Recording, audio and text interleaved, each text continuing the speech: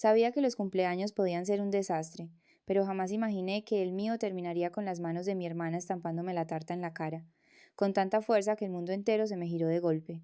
Recuerdo el pringue del merengue, el escozor de la sangre mezclándose con el dulce, y la risa de Alexis, brillante, afilada, deliberada, mientras mi cuerpo se estrellaba contra el suelo.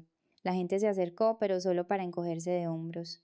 No vieron la escultura de hielo, afilada y maciza, oculta bajo la crema. No sintieron el calor de mi propia sangre corriendo por mi cuello, encontrándose con la corriente helada que se colaba en nuestra casa señorial de Chicago. Para ellos, solo fue un pequeño accidente en una fiesta. Para mí, fue la primera vez que vi la verdad. Fue en ese momento cuando me di cuenta de que la familia no siempre es un lugar seguro. Dejadme un comentario, contadme desde dónde me estáis escuchando y qué hora es por ahí. Quiero saber quién está conmigo, quién forma parte de esta comunidad. Urgencias era un infierno de luz blanca. Cada tubo fluorescente sobre mi cabeza parecía vibrar contra mi cráneo. El doctor Evans me examinaba, con una expresión indescifrable, sosteniendo una tablet que contenía los secretos de mi propio esqueleto. Primero me habló de la fractura orbital. Una rotura limpia, la llamó. Me preguntó si me habían golpeado con algo de metal. Le dije que no, que solo había sido una tarta, una broma de cumpleaños. No se rió. Ni siquiera sonrió. En su lugar, deslizó el dedo por la pantalla y la giró hacia mí. Kelsey, dijo, con la voz una octava más grave, no me preocupa solo tu ojo, me preocupa por esto. Señaló un fantasma en la pantalla, una línea blanca que cruzaba mis costillas izquierdas. Esta es una fractura antigua, dijo, curada, pero mal, quizá de hace 3 años. 3 años. El recuerdo no me vino como un pensamiento, sino como una puñalada en el cuerpo. Sentí el aire fantasma abandonar mis pulmones. Saboreé el polvo de la alfombra del pasillo. Oí a Alexis gritar que era una torpe, que me había tropezado con mis propios pies. Pero yo no me había tropezado. Ella me había empujado de un caderazo contra la barandilla. Y esto continuó el doctor Evans tocando mi muñeca derecha. Fractura en espiral. Típica de un movimiento de torsión. La muñeca me latió como si sintiera un eco de aquel dolor, el último año de instituto, el accidente en aquel viaje de esquí, cuando mis fijaciones aparecieron misteriosamente sueltas. Recuerdo la nieve en mi boca, el chasquido, la forma en que mi madre suspiró y dijo que estaba arruinando las vacaciones. Y aquí, y aquí, trazó un mapa de mi cuerpo como si fuera una zona de guerra. Fue entonces cuando lo entendí. Mi torpeza no era un defecto de fábrica, era una respuesta programada. Mi cuerpo había estado llevando la cuenta todo este tiempo, registrando cada empujón, cada zancadilla, cada comida envenenada que me mareaba lo justo para caer. No sufría de vértigo, sufría a Alexis. Miré al doctor Evans. No era vértigo, susurré. No, dijo él cerrando la tablet, no lo era. No volví a la fiesta, volví al silencio. La casa se alzaba en la zona más exclusiva de Chicago como una fortaleza contra el invierno, sus ventanas como ojos oscuros mirando hacia el lago. Cuando abrí la puerta, la casa olía a lirios caros y a polvo antiguo. Olía a secretos. Fui directa a mi habitación, a mi archivo. Trabajo como archivista para la ciudad organizando la caótica historia de Chicago en cajas ordenadas y accesibles. En ese instante me di cuenta de que había estado haciendo lo mismo con mi propia vida, solo que archivaba las pruebas bajo etiquetas equivocadas. Saqué mis diarios, los escribo desde los 12 años. Empecé a pasar las páginas buscando las coordenadas del desastre. 12 de mayo 2014. Mareada después de la limonada que me preparó Alexis. Me tropecé con la alfombra. 3 de octubre 2016. La alfombra del pasillo estaba otra vez movida. Esguince de tobillo. 25 de diciembre 2018. Encerrada en la sauna. La puerta se atascó. Alexis me encontró una hora después. Extendí los cuadernos por el suelo. No era una lista de accidentes. Era la cronología de una escalada. Se llama el síndrome de la rana hervida. Si metes una rana en agua tibia y subes la temperatura poco a poco, no saltará para escapar, porque se va acostumbrando al calor hasta que muere hervida. Yo me había acostumbrado a la crueldad. Había normalizado la violencia porque venía disfrazada de peleas de hermanas, de solo era una broma, de mi propio cuerpo defectuoso. Había aceptado la premisa de que la que estaba rota era yo, sin darme cuenta de que el entorno mismo estaba diseñado para romperme. Yo no era torpe, me estaban cazando. El pomo de la puerta giró, la cerradura hizo clic. Mi madre, Jennifer, había vuelto a casa, y no venía a ver cómo estaba de la conmoción cerebral. Venía a gestionar la crisis de imagen. Cerré el diario. No lo escondí, simplemente esperé. Jennifer no llamó a la puerta, no preguntó si estaba bien. Entró en mi habitación, echó un vistazo al vendaje que me cubría el ojo y suspiró. el tipo de suspiro que se reserva para una mancha en una blusa de seda. Todavía llevaba su vestido de fiesta, un traje plateado y brillante que costaba más que toda mi carrera universitaria. Ella estaba perfecta, yo parecía un accidente de coche. Has arruinado la estética, dijo. Su voz era tranquila, peligrosa. Alexis tenía una visión para ese directo. ¿Sabes cuántos seguidores estaban mirando cuando decidiste desplomarte? Yo no decidí desplomarme, dije, con la voz plana. Alexis me estampó contra un bloque de hielo. No mientas, Kelsey, te vimos todos. Te dio uno de tus ataques. Tu vértigo. Vértigo. Esa era la palabra que usaban para enterrarme en vida. Durante 10 años, cada vez que me hacían daño, cada vez que me envenenaban, cada vez que me empujaban, era simplemente mi vértigo. Era la etiqueta médica perfecta que me convertía de víctima en un problema. No era vértigo, dije. ¿Y el doctor Evans está de acuerdo? Los ojos de Jennifer se entrecerraron. Se acercó a mi escritorio, cogió una foto enmarcada de nosotras de hacía años, de cuando yo todavía intentaba sonreír para la cámara. La puso boca abajo. El doctor Evans es un extraño. Nosotras conocemos tu historial. Tenemos los informes. Se inclinó hacia mí oliendo a vino caro y a malicia. Esto es lo que va a pasar. Vas a publicar un video pidiendo perdón. Vas a decir que te sentiste mareada, que resbalaste y que sientes mucho haber arruinado el gran momento de tu hermana. Y si no lo hago, entonces dejamos de fingir, dijo. Si no puedes controlar estos episodios, Kelsey, quizá no sea seguro que vivas sola. Quizá necesites ayuda profesional. En un centro tenemos el historial médico para demostrar que eres inestable. Una sola llamada al doctor Aris y te ingresan 72 horas por riesgo de autolesión. La amenaza quedó suspendida en el aire helado. No solo amenazaba con abandonarme a mi suerte, amenazaba con encerrarme. Estaba usando las mismas heridas que ellos me habían infligido como prueba de que estaba loca. Era un círculo de abuso perfecto. La miré de verdad, y me di cuenta de que allí no había ninguna madre, solo había una representante protegiendo su marca. Ni lo pensaré, le mentí. Bien, dijo, alisándose el vestido. Arréglalo, Kelsey, o lo haré yo. Salió, dejando la puerta abierta. No lloré. No entré en pánico. Esperé hasta que oí el clic de sus tacones alejándose por el pasillo, y entonces cogí mi abrigo. No iba a arreglarlo. Iba a quemarlo todo hasta los cimientos. Me deslicé por la entrada de servicio hacia el callejón. El viento me atravesaba el abrigo, pero no me importó. Tenía que llegar hasta la única persona que sabía exactamente qué clase de monstruos vivían en las mansiones de Chicago. Necesitaba a la tía Amber. Paré un taxi y le di al conductor la dirección de una cafetería en la zona sur, lejos de las calles impolutas de mi infancia. El móvil vibró en mi bolsillo. Jennifer probablemente o Alexis exigiendo una respuesta. Lo apagué. Ya había escuchado suficiente. Era hora de empezar a hablar.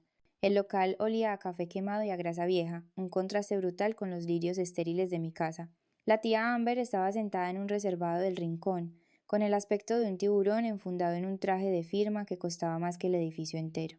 No me abrazó cuando me senté frente a ella. Solo miró el vendaje de mi cara, con sus ojos fríos y calculadores. Feliz 25 cumpleaños, niña, dijo. Has sobrevivido. Por los pelos respondí. Jennifer está amenazando con ingresarme. Dice que soy inestable. Amber no pareció sorprendida. Metió la mano en su maletín de cuero, sacó un fajo de documentos y lo deslizó sobre la mesa de formica desconchada. Por supuesto que lo hace, dijo Amber. Se le acaba el tiempo. Lee la parte subrayada. Miré los papeles. Era un documento de fideicomiso, una jerga legal densa e impenetrable, pero Amber había marcado un párrafo en amarillo fosforito. El fideicomiso Eleanor Vance.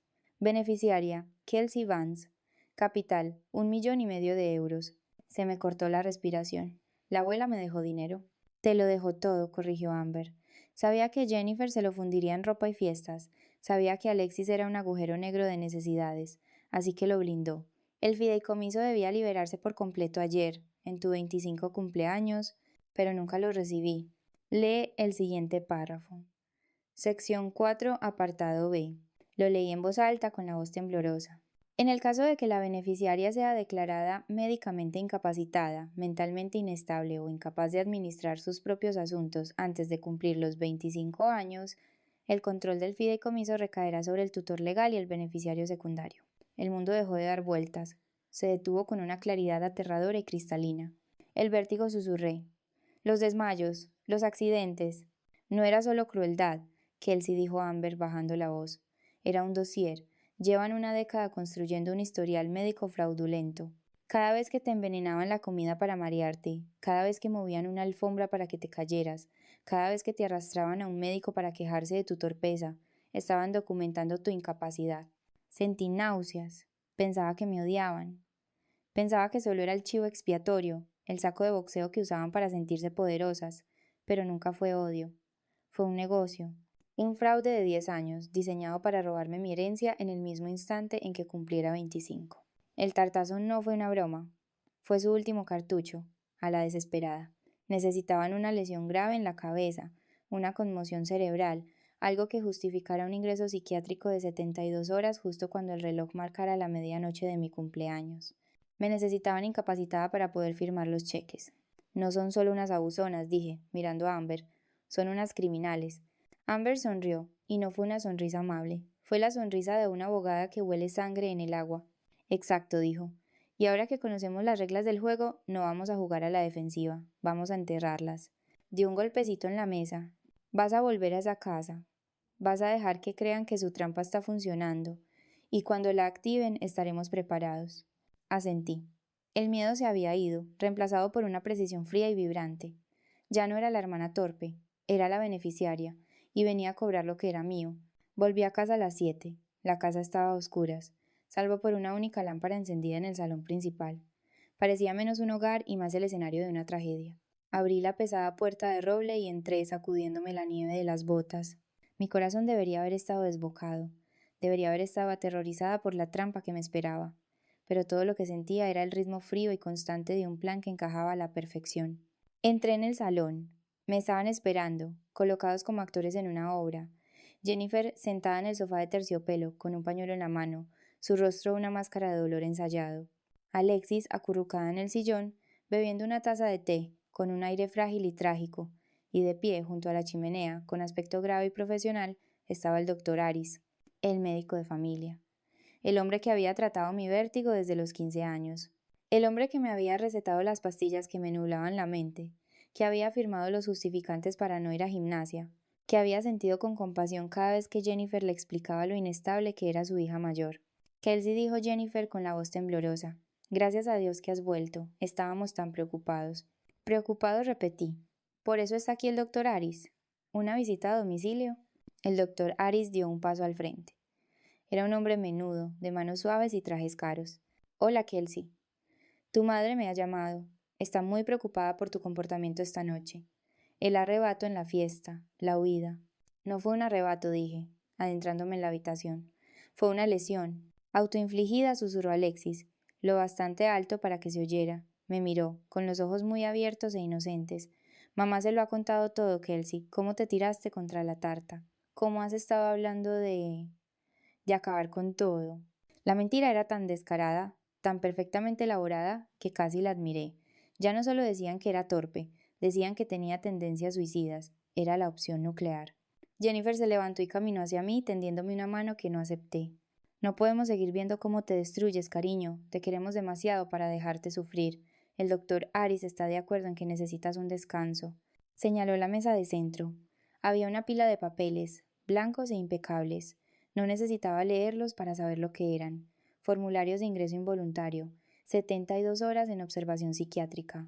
Es solo por precaución, dijo el doctor Aris con voz tranquilizadora. Un centro agradable, muy privado, solo hasta que podamos ajustar tu medicación y te estabilices. Estabilizarme, esa era la palabra clave. Estabilizarme significaba silenciarme. Estabilizarme significaba volverme dócil. Estabilizarme significaba incapacitarme el tiempo suficiente para que ellos activaran la cláusula del fideicomiso y transfirieran el 1,5 millones de euros a la cuenta de Jennifer. ¿Queréis encerrarme?, dije. Queremos salvarte, corrigió Jennifer. Firma los papeles de ingreso voluntario, Kelsey. Será más fácil, si no lo haces. Miró al doctor Aris. Si no lo haces, terminó el médico. Mi deber como profesional es firmar la orden de ingreso forzoso. Por tu propia seguridad. La policía te acompañará. La habitación se sentía asfixiante. Este era el momento en que se suponía que debía romperme. Este era el momento en que la vieja Kelsey, la chica asustada y torpe, habría llorado y suplicado y al final habría firmado su sentencia solo para que dejaran de gritar. Alexis sonrió por encima de su taza de té.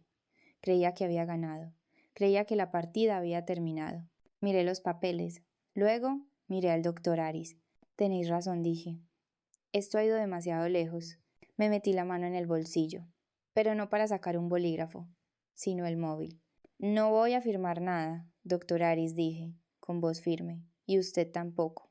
Jennifer se puso en pie, con el rostro enrojecido de ira. A esto es exactamente a lo que nos referimos. Esta actitud desafiante. Es un síntoma, doctor. Está en plena crisis. No corregí. Estoy presentando pruebas. Abrí la aplicación sincronizada con el relicario de plata que llevaba al cuello. Parecía una reliquia barata, algo comprado en un mercadillo, pero dentro había un micrófono de alta fidelidad que la tía Amber me había regalado hacía 3 días. Por si acaso, había dicho, porque los monstruos rara vez susurran cuando creen que nadie está escuchando. ¿Has dicho que me tiré contra la tarta, Alexis? ¿Le has dicho al doctor que quería suicidarme? Alexis puso los ojos en blanco segura de su victoria. Solo intentamos ayudarte, Kels. Deja de montar una escena. Escuchemos la escena, dije. Subí el volumen al máximo y le di al play.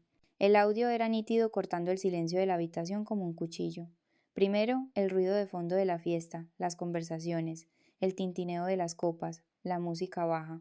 Luego el sonido de unas botas crujiendo en la nieve mientras alguien se acercaba al micrófono. Y entonces, la voz de Alexis. No la voz dulce y preocupada que estaba usando ahora, la de verdad, la que goteaba aburrimiento y crueldad. Feliz cumpleaños, torpe. A ver si te consigo esa lesión cerebral que mamá necesita. Luego, el sonido del impacto, húmedo, pesado, repugnante. El jadeo de la multitud. El silencio. Le di a la pausa. La habitación se congeló. Alexis parecía como si le hubieran dado una bofetada. Se quedó con la boca abierta, la taza temblando en su mano hasta que repiqueteó contra el plato. A Jennifer se le fue el color de la cara tan rápido que pensé que se iba a desmayar de verdad. Pero yo no las miraba a ellas, miraba al doctor Aris. El doctor miraba mi teléfono como si fuera una bomba. No era un hombre estúpido, sabía exactamente lo que acababa de oír. Acababa de oír una confesión de agresión premeditada con la intención de causar daños corporales, específicamente para facilitar un diagnóstico médico fraudulento. Acababa de oír el sonido de su licencia médica evaporándose si firmaba aquellos papeles. Eso está sacado de contexto, tartamudeó Jennifer con la voz estridente. Era una broma. Solo una broma, doctor. Ya sabe cómo son las hermanas. A mí me ha sonado a premeditación, dije, mirando al doctor Aris a los ojos. Y si usted firma esa orden, doctor, se convierte en cómplice de fraude. La policía tiene una copia de esta grabación. Y mi abogada también.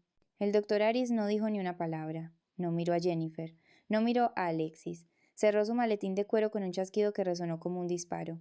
No puedo verme involucrado en esto, dijo, con la voz tensa. No vuelvan a llamar a mi consulta, señora Vance. Doctor, espere. Jennifer se abalanzó sobre él agarrándole del brazo. Le está manipulando. La enferma es ella. Él se la sacudió de encima, casi con violencia, y salió por la puerta principal. El portazo hizo temblar las ventanas. De repente, la habitación pareció muy grande, y Jennifer y Alexis muy pequeñas. El guión había cambiado. El escenario que habían preparado para mi tragedia era ahora el escenario de su propio funeral. Alexis se levantó, con las manos temblando. Gia, siéntate, dije. No grité. No hizo falta, la orden fue absoluta, y por primera vez en 23 años Alexis se sentó. No solo me hicisteis daño, dije, caminando hacia ellas. Grabasteis vuestra propia confesión. Me entregasteis la llave de las esposas. Es ilegal grabar a la gente sin su consentimiento, siseó Jennifer, intentando recuperar el control buscando un resquicio. No cuando eres parte de la conversación, respondí, y mucho menos cuando se está grabando un delito flagrante. Miré la escultura de hielo de una familia que habían intentado mantener. Se estaba derritiendo por toda la carísima alfombra persa. El juego se ha acabado, mamá. Y habéis perdido las dos. No esperé a que hablaran. No esperé a la inevitable negociación, ni a las lágrimas, ni a las amenazas. Metí la mano en el bolsillo de mi abrigo y saqué un sobre manila grueso que la tía Amber había preparado. Cayó sobre la mesa de centro con un golpe sordo y definitivo. Esa es una copia de la denuncia que he presentado por agresión, dije. Y debajo está la investigación por fraude que Amber ha iniciado esta mañana. El fideicomiso ha sido transferido a una cuenta segura bajo su supervisión. No podéis tocarlo, no podéis tocarme. Jennifer miró el sobre como si fuera una sentencia de muerte. En cierto modo, lo era. Era la muerte de su estilo de vida, de su reputación y de su control. Me di la vuelta y salí del salón, dejándolas entre los escombros de su propia creación. Subí a mi habitación por última vez. No lo empaqueté todo. No quería la ropa que Jennifer me había comprado para moldear su imagen. No quería las baratijas que solo eran atrezo en su obra de teatro. Empaqueté mis diarios. Empaqueté el portátil. Empaqueté las pocas fotos en las que parecía genuinamente feliz, la mayoría robados que me había hecho Amber. Cerré la cremallera de la bolsa. Era ligera. La libertad, me di cuenta, no pesa casi nada. De pie en el pasillo, mirando las puertas cerradas de la casa que había sido mi prisión, pensé en la mentira que nos cuentan a todos sobre la familia. Se nos enseña que la biología es el destino, que cortar los lazos es un fracaso, un pecado, un acto de traición. Pero ese es el mito que mantiene la rueda girando. Marcharte no es un acto de odio, es un acto radical de supervivencia. No puedes sanar en el mismo entorno que te rompió. No puedes secarte mientras sigues de pie en medio del océano. No me iba porque quisiera hacerles daño. Me iba porque por fin me quería lo suficiente como para dejar de permitir que me lo hicieran. Cortaba el cordón, no para matar la conexión, sino para salvar la vida que había al otro lado, la mía. Bajé las escaleras, no miré hacia el salón, abrí la pesada puerta de roble y salí a la noche de Chicago. El viento me golpeó al instante, un muro de hielo que venía del lago. Ayer este frío me habría parecido una agresión, me habría dolido en los huesos, pero esta noche se sentía diferente, se sentía limpio, se sentía afilado, honesto y nuevo. Respiré hondo, llenando mis pulmones con el aire helado, y por primera vez en 25 años no me sentí mareada, me sentí firme. Bajé los escalones de la casa y no miré atrás. Si alguna vez has tenido que marcharte para salvarte, quiero que lo sepas. No rompiste a la familia, rompiste el ciclo. Comparte esta historia si estás de acuerdo en que la paz bien vale el precio que cuesta.